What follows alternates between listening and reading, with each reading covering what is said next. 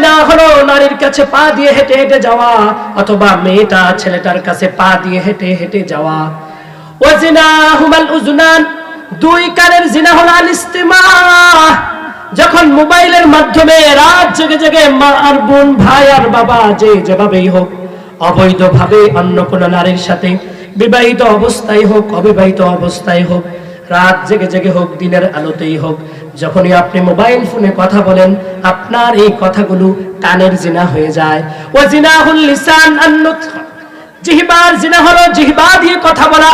তার মানে বোঝা গেল অঙ্গ প্রত্যঙ্গের জিনা আছে। আমরা তো মনে করি ইন্টারনাল ওইটাই শুধু জিনা, না না না, ওটা হলো বাস্তবতা।